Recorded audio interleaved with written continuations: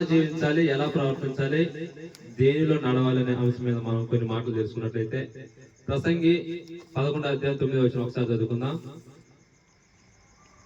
యవనుడా, నీ యవన ముందు సంతోషపడుము, నీ యవన కాలం ముందు నీ హృదయము సంతుష్టిగా ఉండనిమ్ము, నీ కోరిక చొప్పునను నీ దృష్టి యొక్క ఇష్టము చొప్పునను ప్రవర్తించము.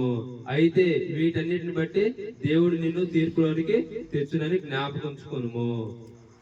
ఈ రోజు కాలంలో యవనులు అంటే యువకులు చాలా మంది ఎలా ప్రయాణిస్తున్నారు, ఎలా తిరుగుతున్నారంటే, దేవునికి దూరంగా ఉన్న పిల్లలు చాలా మంది ఉన్నారు, దేవునికి దగ్గరగా ఉన్న పిల్లలు చాలా మంది ఉన్నారు.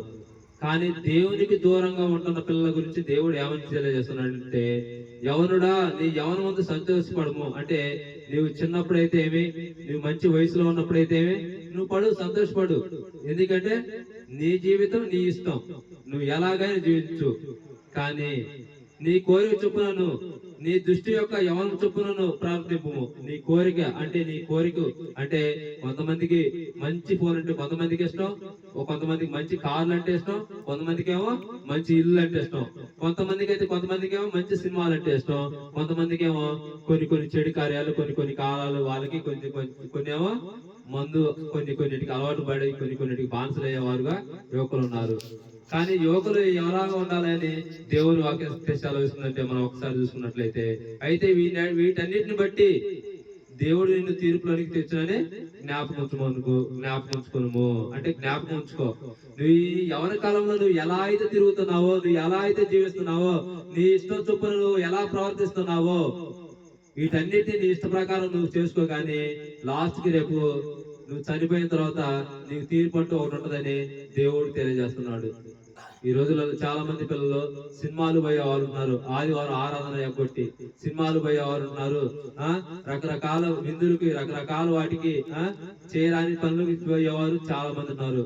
కానీ దేవుని దగ్గరికి వచ్చే పిల్లలు కూడా చాలా మంది ఉన్నారు. వీరిద్దరిని పొద్దున కంపేర్ చేసుకుంటే, దేవునికి దూరం ఉన్న పిల్లలు ఏమో ఎక్కడ ఉంటారంటే ఆ నరకంలో ఉంటారు. దేవునికి దగ్గర ఉండి బాప్తిజం తీసుకొని దేవుని ఆజ్ఞల ప్రకారం జీవించిన పిల్లలు అయితే ఏమో పరలోకంలో ఉంటారని దేవుని వాక్యం సెలవిస్తుంది. అదే విధంగా 11:10 ఒకసారి చూసుకున్నట్లయితే, లేత వయసును నడిప్రాయమును గతించిపోను. లేత వయసు అంటే ఏది? లేత వయసు అంటే ఒక 30 సంవత్సరాల లోపు అది లేత వయసు, 25 సంవత్సరాలు అది లేత వయసు. లేత వయసులో పిల్లలు ఏం చేయాలా? బాలులు ఎలా నడుచుకోవాలా? చిన్నపిల్లలు అయితే తల్లిదండ్రులు చదివించినట్టు మంచిగా చదువుకోవాలి. మంచిగా పిల్లలు చదువుకొని తల్లిదండ్రుల మాట చెప్పిన మాట విని వారి ఇష్టం చొప్పున నడిచి, వారు ఏ పని అయితే మిమ్మల్ని కూరుకోమన్నారో, మీరు పెద్ద అయినాక ఫలాంటి కావాలంటే తల్లిదండ్రులు ఏం చెప్తారంటే, కొంతమంది నువ్వు మంచి బోధకుడు కావాలి, లేదా నువ్వు మంచి ఇంజనీర్ కావాలి, లేదా నువ్వు మంచి టీచర్ కావాలి, లేదా నువ్వు మంచిగా చదువుకొని మంచి డాక్టర్ అయ్యి పేదలకు ఉచితంగా సేవ చేయాలని తల్లిదండ్రులు కొంతమంది చాలా మంది పిల్లల్ని కోరుకునేవారిగా ఉంటున్నారు. కానీ నీవైతే ఏం చేస్తావు? నీ తల్లిదండ్రుల యొక్క కోరిక తీరుస్తావా, లేదా నీకు ఇష్టానుసారంగా నువ్వు జీవిస్తావా? నీ తల్లిదండ్రుల కోరిక నువ్వు ఒకవేళ తీర్చినోడు అయితే రేపు పొద్దున గౌరవం ఎవరికి ఉంటది? నిన్ను బట్టి నీ తల్లిదండ్రులకి గౌరవం వస్తుంది. అప్పుడు నీ తల్లిదండ్రులను నిన్ను చూసి వాళ్ళు ఎంత ఆనందపడతారో తెలుసా? చాలా ఆనందపడతారు, చాలా సంతోషిస్తారు. ఒకవేళ నీ జీవితం కూడా ఎలా ఉంటుందో తెలిసిన, రేపు పొద్దున నువ్వు మంచి చదువుకొని ఒక ఉన్నత స్థానంలో ఉంటే నీకు గౌరవం ఉంటది, నేను కళ్ళ తల్లిదండ్రులు కూడా గౌరవం ఉంటది. నువ్వు మంచి గౌరవప్రదమైన ఒక మంచి ఉద్యోగం అయినా కానీ, మంచి పొజిషన్ అయినా ఉండి నువ్వు సంతోషంగా ఉండి, నీ పిల్లలు సంతోషంగా ఉండి, నీ తల్లిదండ్రులు సంతోషంగా ఉండి వాళ్ళకి మంచి పేరు తీసుకొస్తావా? లేకపోతే వాళ్ళు చెడ్డ పేరు తీసుకొస్తావా? చెడ్డ పేరు తీసుకొస్తే కన తల్లిదండ్రులు ఏమంటారు తెలుసా? నీ ఎదుటి నిన్ను అనలేకపోయినా గానీ, వీడు నాకు చాలా అపకీర్తి చేస్తున్నాడు, వీడు నాకు చెడ్డ పేరు తీసుకొస్తాడు, అబ్బా వీడు నా వల్ల వీళ్ళ వల్ల నాకు చెడ్డ పేరు, ఈ ఊర్లో నాకు చెడ్డ పేరు తీసుకొస్తున్నాడని నీ తల్లిదండ్రులు నిన్ను దుఃఖించబడే వారిగా ఉంటారు. నిన్ను చూసి నీ తల్లిదండ్రులు దుఃఖించపరిచే వాడిగా ఉంటావా? లేకపోతే ఆ గ్రామంలో, ఆ మండలంలో, ఆ జిల్లాలో, లేకపోతే ఆ రాష్ట్రంలో వారిని మంచి పలాని కొడుకు, పలాని బాలుడు, పలాని బాలిక అని మంచి పేరు తెచ్చేవారిగా ఉంటావా? నిర్ణయం నీ చేతిలోనే ఉంటది. ఎందుకంటే మీరు యువకులు, మీరు పిల్లలు, ఈ వయసులో మీరు మంచిగా చదువుకుంటే మీరు ఏదైనా చేయగలరు. దాన్ని దృష్టిలో ఉంచుకొని మీరు నడుచుకోవాల్సిందిగా దేవుని వాక్యం ఒక సెలవుస్తుంది. అదేవిధంగా నడి ప్రాయం అంటే ఏంది? నడి వయసు అంటే పిల్లలు. అప్పుడు మీకు పెళ్ళైతే దేవుని చిత్తం అయితే మీరు మంచి పిల్లలతోటి మంచిగా సంసారం చేసుకుంటారు. మీరు సంసారం చేసుకున్నప్పుడు ఒకవేళ మీకు పురుషులైతేనేమో భార్యలు వచ్చినప్పుడు, లేకపోతే స్త్రీలైతే భర్తలు వచ్చినప్పుడు, అప్పుడు మీ తల్లిదండ్రులు ఎలాగ చూసుకోవాలంటే మీకు అప్పుడు 2 పడవల మీద కాళ్ళు ఉన్నట్టుంటది. అయితే అప్పుడు ఏం చేయాలంటే మీరు జాగ్రత్తగా మీ యొక్క తల్లిదండ్రులను నొప్పించకూడదు, మీ యొక్క భార్యను నొప్పించకూడదు. ఎందుకయ్యా అంటే అప్పుడు మీరు పెళ్ళి అయి పెద్ద అయినాక మీకు భార్య అంటూ ఉంటది. మళ్ళీ మీ జీవితంలో కొత్త వ్యక్తులు వస్తారు పురుషులైతే. అప్పుడు మీకు భార్య వచ్చినప్పుడు కన్న తల్లిదండ్రుల్ని బాధ పెట్టకూడదు, నిన్ను నమ్ముకొని వచ్చిన మీ భార్యను కూడా ఆమెను కూడా బాధ పెట్టకూడదు. ఇద్దరిని 2 విధాలుగా చాలా జాగ్రత్తగా హ్యాండిల్ చేసుకొని రావాలని మీకు నా యొక్క మనవి. ఎందుకంటే మీ వల్ల తల్లిదండ్రులు బాధపడకూడదు, నిన్ను నమ్మి వచ్చిన భార్య కూడా బాధపడకూడదు. అదే విధంగా ఒకవేళ స్త్రీలు, ఒకవేళ బాలికలు అయితే మిమ్మల్ని కన్న తల్లిదండ్రులకు మీరు మంచి పేరు తీసుకురావాలి. అత్తగారింటికి పోయినప్పుడు ఎవరయ్యా కన్నదండి, ఎవరయ్యా ఇలాంటి అమ్మాయి అంటే మంచి స్వబుద్ధి గల స్త్రీ, మంచి బాలిక అని రేపొద్దున మిమ్మల్ని బట్టి మీ తల్లిదండ్రులకి మంచి పేరు తీసుకొచ్చే వారిగా మీరు ఉండాలి. లేదు ఒకవేళ మీరు లోకానుసారంలో ఉండి ఒకవేళ దేవునికి ఇష్టం కాని పనులు ఒకవేళ మీరు ఉన్నట్లయితే మీ వల్ల రేపు ఎవరికి అపకీర్తి వస్తుంది? మీ యొక్క తల్లిదండ్రులకు కీర్తి వస్తుంది. ఈ లోకంలో చాలా మంది అంటారు, ఫస్ట్ తిట్టేది ఎవరు? ఆ యొక్క బాలిక సరైన పనులు, ఇంట్లో పనులు సరైన పనులు చేయకుండా, సరైన చెప్పిన మాట వినకపోతే, ఒకవేళ కొన్ని పనులు తెడ్డమని అత్తమామల మాటలు వినకపోయినట్లయితే ఫస్ట్ అనేది నిన్ను కాదు, ఎవరినంటారు? మీ యొక్క తల్లిదండ్రులే అంటారు. ఏం పెంపకం అమ్మ మీ యొక్క తల్లిదండ్రులని. అలాంటివి మాటలు మీరు మీ తల్లిదండ్రులు తీసుకొస్తారా? తీసుకురాకూడదు. ఎందుకంటే మీ తల్లిదండ్రులకి చాలా మంచి కీర్తి, చాలా మంచి పేరు, గౌరవప్రదంగా మీరు వారిని ఉంచాలని దేవుని మాటలో తెలియజేస్తుంది. కాబట్టి గనుక నీ హృదయంలో నుండి వ్యాకులమును అనగా ఏంటంటే 2 పడవల మీద కాళ్ళు అంటే 2 ఆలోచనలు. కొద్దిసేపు ఆ పని చేద్దామని, కొద్దిసేపు ఈ పని చేద్దామని. అంటే నిలకడ లేని జీవితం. ఏదైనా ఒక మంచి నిర్ణయాన్ని, మంచి జీవితాన్ని, ఒక నిలకడమైన జీవితాన్ని ఒక నిర్ణయం తీసుకొని ఆ నిర్ణయం మీద కట్టుబడి మీరు జీవించినట్లయితే ఖచ్చితంగా మీరు ఆ పని ఏదైతే అనుకుంటారో అది సక్సెస్ లోకి వస్తుంది. నేను బోధకుడిగా అంటే అనేక మందికి సువార్త ప్రకటించాలని నేను నిర్ణయించుకున్నా. కానీ ఇది కాకుండా నేను ఇంకొన్ని చేసుకుని ఏమైంది?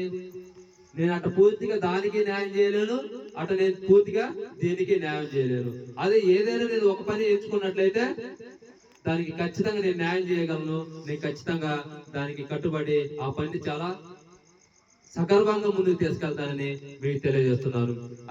అదే విధంగా మరికొన్ని మాటలు చూసుకున్నట్లయితే, నీ దేహమును చెరుపు దాన్ని తొలగించుకొనుము. నీ దేహమును చెరుపు దాన్ని అంటే మన దేహాన్ని ఏం చెరుపుతాయి? బాలికలైనా కానీ, పురుషులైనా కానీ మన దేహాన్ని ఏదైనా కానీ ఏమి చెరుపుతాయంటే దాన్ని ఏమంటున్నాడు? తొలగించుకోమంటున్నాడు. మన దేహాన్ని ఏమి చెరుపుతాయంటే పిల్లలు దేడికి దూరంగా ఉండాలా? ఆల్కహాలు అంటే మందుకు దూరంగా ఉండాలా, డాన్స్లు దూరంగా ఉండాలా, చెడు తిరుగులు దూరంగా ఉండాలా. చెడు తిరుగులు అంటే ఏంటి? సినిమాకి వెళితే ఏముంటది? అక్కడ ఏముంటది? థియేటర్లో ఏముంటది? మీకైతే మీ విధంగా అయితే మేము చెప్పాలంటే మీ దృష్టికి అయితే మంచి సినిమాలు అంటారు. కానీ దేవుని దృష్టికి అయితే అది చెడు కార్యాలు అంటాడు. సినిమాల్లో ఏముంటాయి? రకరకాల వినోదులు, ఎంటర్టైన్మెంట్లు, వాళ్ళ డబ్బు సంపాదన కోసం కొన్ని రొమాన్స్, కొన్ని రకరకాల యాడ్ చేస్తారు. దాంట్లో ఉంటది. మీకు అవి చూసినప్పుడు ఏమనిపిస్తుంది? మీ దృష్టికి మీరు పిల్లల వయసు కదా, మీరు తల్లిదండ్రులు చెప్పే వయసు కదా, తల్లిదండ్రులు చెప్పినా వినే వయసు కాదు.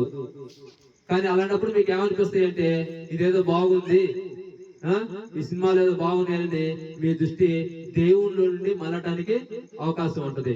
కానీ మీరేం చేయాలంటే మీ మనసు, మీ చెడుతనాన్ని దూరం చేసుకోవాలంటే మీరు ఏం ఉంచుకోవాలి? మీ మదిలో దేవుని వాక్యం ఉంచుకోవాలి. ఎవరి ప్రవర్తన అయినా సరిగా ఉండాలంటే మనం ఖచ్చితంగా ప్రతిరోజు ఉదయం దేవుని చిత్తం సాయంత్రం మధ్యాహ్నం మీరు ప్రార్థన చేసుకొని దేవుని వాక్యాలు చదువుకుంటుంటే మీ హృదయంలో దేవుని మాటలు ఉంటే ఏమైందంటే మీ నడవడి చాలా బాగుంటుంది. దేవునికి దగ్గర ఉంటే ఏముంటది అంటే చెడు మార్గాలకి వాటి చెడు వైపు చూడటానికి అవకాశం ఉండదు. అదే విధంగా మరొక కొన్ని వాచనాలు చూసుకున్నట్లయితే అదే 11:11 చూసుకున్నట్లయితే దుర్దినములు రాకముందే ఇప్పుడు వీటి యందు నాకు సంతోషము లేదని చెప్పు, సంవత్సరములు రాకముందే నీ బాల్యమందే నీ సృష్టికర్తను స్మరణ తెచ్చుకుందుము. దుర్దినములు రాకముందే అంటే అర్థం ఏంటంటే దుర్దినములు. ఈ రోజు మనుషులు ఎవరు అనుకోవచ్చు, 12 సంవత్సరాలే కదా, నాకు 10 సంవత్సరాలే కదా, లేకపోతే నా 15 సంవత్సరాలే కదా, పాతగా కదా, 30 కదా, 35 కదా అని మీరు ఎవరిలో మీరు అనుకోవచ్చు. కానీ నేను ఎప్పుడో టైంలో తీసుకున్నాను, బాప్టిజం తీసుకున్నాను, దేవుని రక్షణలోకి వద్దాంలే అని మీరు అనుకోవచ్చు. కానీ దేవుని రాకట ఎప్పుడు వస్తుందో చెప్పలేము. దేవుని రాక నేను దొంగ వల్లే వస్తా అంటున్నాడు. ఒకవేళ దేవుని రాకపోయినా కానీ మనం బ్రతికుంటామా చెప్పలేము. మేము ఇప్పుడు దొరికి వెళ్ళే లోపైనా కానీ మేము ఎలా ఉంటామో అది దేవుని చిత్తంలో ఉంది. ఏదైనా కానీ మన జీవితం ఏ పాటిది అంటే నీటి మీద బుడక లాంటిది. ఇంతలో చూసి అంతలో ఆవిరిపోయే లాంటి జీవితాలు మనవి. కానీ మీరు దాన్ని దృష్టించుకొని దుర్దినములు అంటే చెడు దినములు రాకముందే ఇప్పుడు వీటి యందు నాకు సంతోషము లేదని, అంటే ఏటి యందు సంతోషం లేదని, మీరు మంచి వయసులో ఉంటారు కదా, మీరు యువకులు కదా, వీటి యందు మాకు సంతోషం లేదని. వాటి యందు మీకు సంతోషం ఉన్నదా లేదా? కానీ మీకు సంతోషంగా ఉన్నది అని అనుకుంటారు కానీ ఆ సమయంలో కానీ మీకు వాటి యందు సంతోషం లేదు. మీకు వాటి యందు సంతోషం లేదని మీకు ఏ వయసులో అర్థమైతే, ఈ వయసులో మీకు అర్థమైతే అర్థం కాదో కానీ నడి సంవత్సరం వచ్చిన తర్వాత, ఒక 40 సంవత్సరాలు వచ్చిన తర్వాత, 50 సంవత్సరాలు వచ్చిన తర్వాత, 60 సంవత్సరాల తర్వాత ఇంట్లో పరిస్థితులు బాగా లేకపోతే, కుటుంబ సమస్యలు బాగా లేకపోతే, మీరు డబ్బు పరంగా ఆర్థిక పరంగా ఉన్నప్పుడు ఇంట్లో గడవకపోతే మీరు ఆ వయసులో కూడా మీరు పని చేయాల్సి వస్తుంది.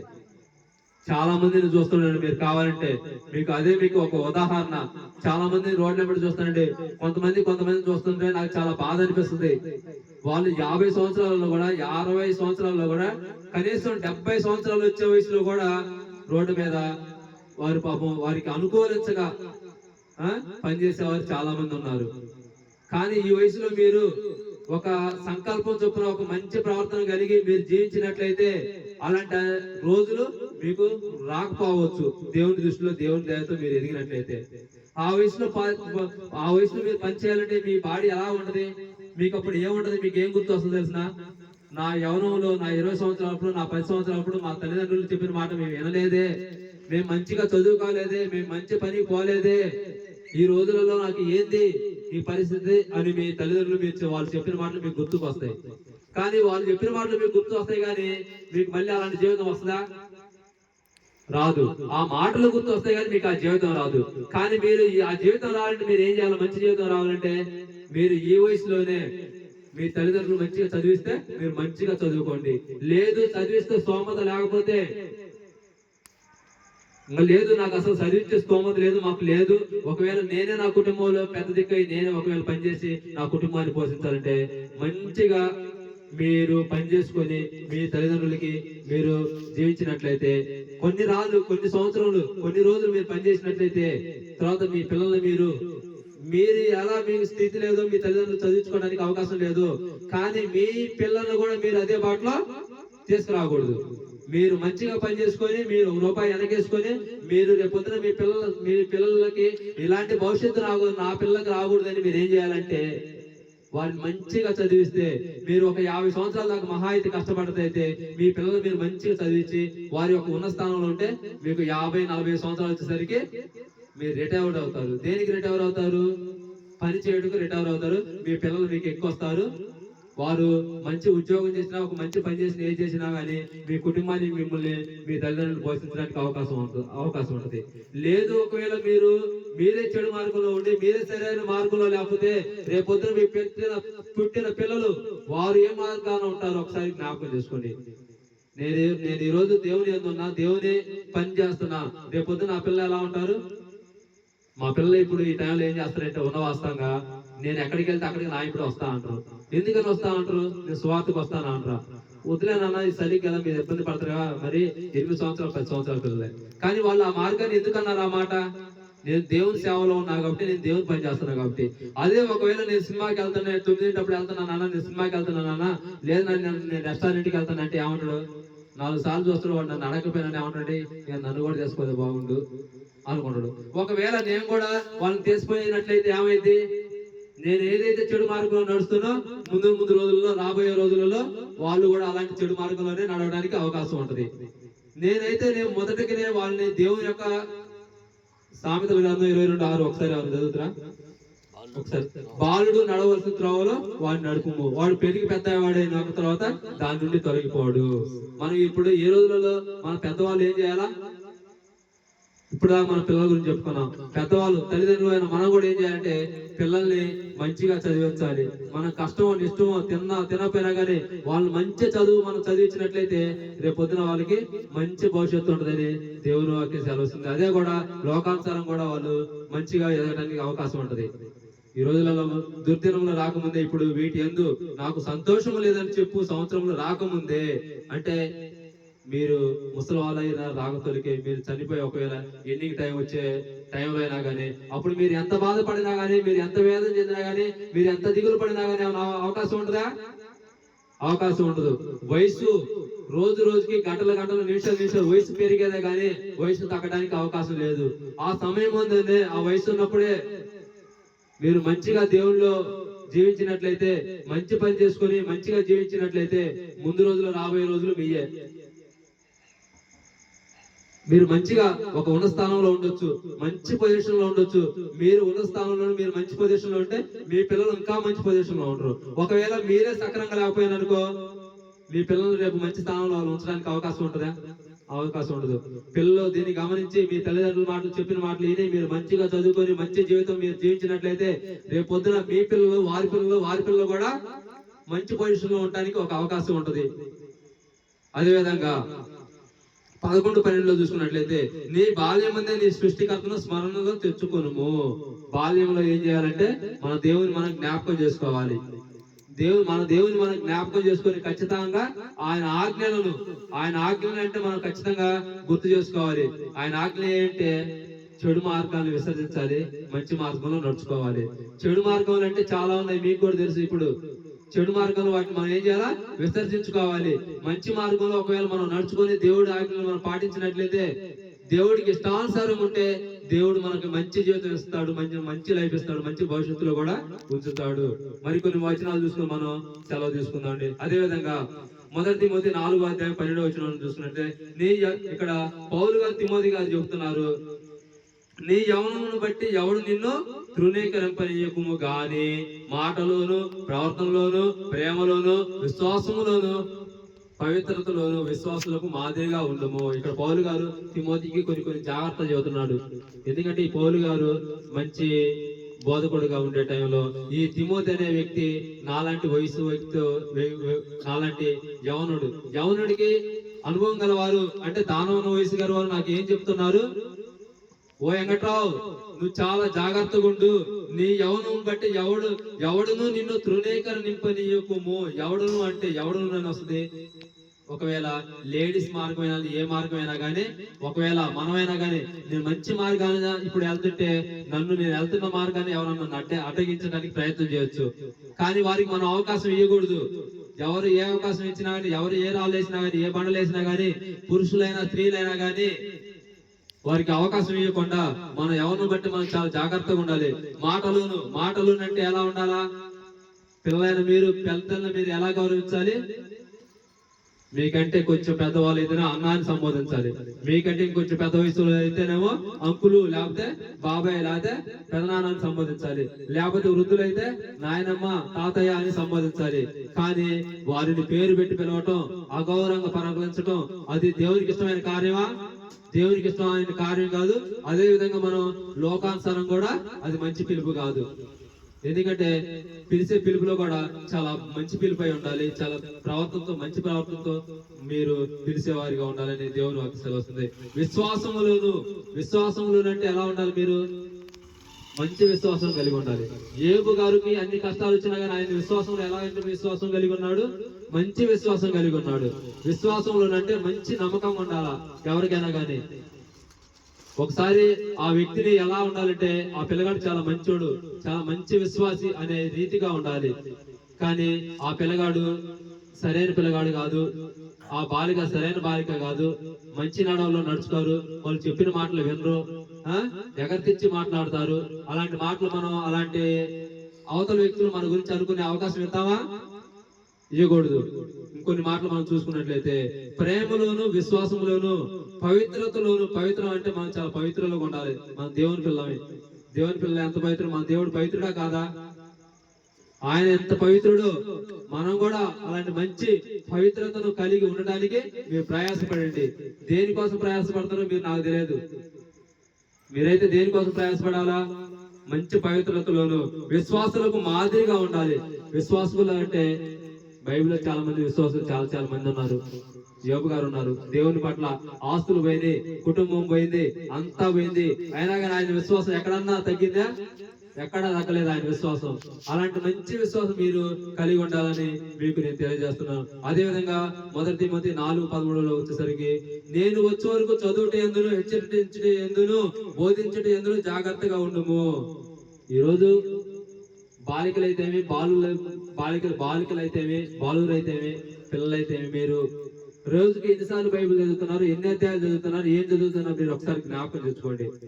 వచ్చే వరకు చదువుట ఎందును, మీరు ఎన్నిసార్లు చదువుతున్నారు? మీ పక్క ఉండాలని మీరు ఏం చదివినారని మీరు అడుగుతున్నారా లేదా? ఒకసారి చూసుకున్నట్లయితే, నేను వచ్చేట వరకు చదువుట ఎందును, మీరు ఖచ్చితంగా చదవాలి. దేవుని వాక్యం ప్రతిరోజు చదవాలి. దేవుని వాక్యం చదివితే మీ కుటుంబాలు చాలా ఆశీర్వాదింపబడతాయి. మీరు చదవాలి. హెచ్చరించుట ఎందును అంటే, మీరు 4 ఫ్రెండ్స్ ఉన్నారనుకో, రే ఈ రోజు నువ్వేం చదివావు, నువ్వు ఎంతవరకు చదివావు అని మీ తోటి సహోదరులైనా కానీ మిగతా వాళ్ళైనా కానీ మీరు హెచ్చరించాలి. మీరు ఎలా ఏం చదివావు, ఎంతవరకు చదివావు, దాని నుండి నువ్వు ఏం గ్రహిస్తున్నావని మీరు ఖచ్చితంగా, మీ స్నేహితులు కూడా ఖచ్చితంగా మీరు హెచ్చరించే వారిగా ఉండాలి. బోధించడం ఎందులో జాగ్రత్తగా ఉండము. బోధించినప్పుడు కూడా మీరు పొద్దున దేవుని చిత్తం అయితే, రేపు పొద్దున మీరు మంచి సేవకులు అయితే ఒకవేళ బోధించడం ఎందుకు కూడా చాలా జాగ్రత్తగా ఉండి మంచిగా బోధించి మీ తరపున అనేక ఆత్మలు మీరు రక్షించాలని మీరు ఖచ్చితంగా నా యొక్క మనవి. ఎందుకంటే పిల్లలు మీ వయసు ఇప్పుడు తెలియని వయసు, మీకు ఇది ఎలా అనిపిస్తుంది అంటే ఏదైనా కానీ ఆగతాయిగా ఉంటుంది. కానీ మీరు దేవుని వాక్యం చదివి దేవుళ్ళు ఎదిగితే మీ జీవితాలు చాలా బాగుంటాయని మీ అందరికి నేను తెలియజేస్తూ ఈ యొక్క నా మాటలు ముగించుకొని నేను సెలవు తీసుకున్నాను. అదే విధంగా కూడి వచ్చిన మీ అందరూ కూడా నా యొక్క హృదయపూర్వక వందనాలు తెలియజేస్తున్నాను. Thank you everyone.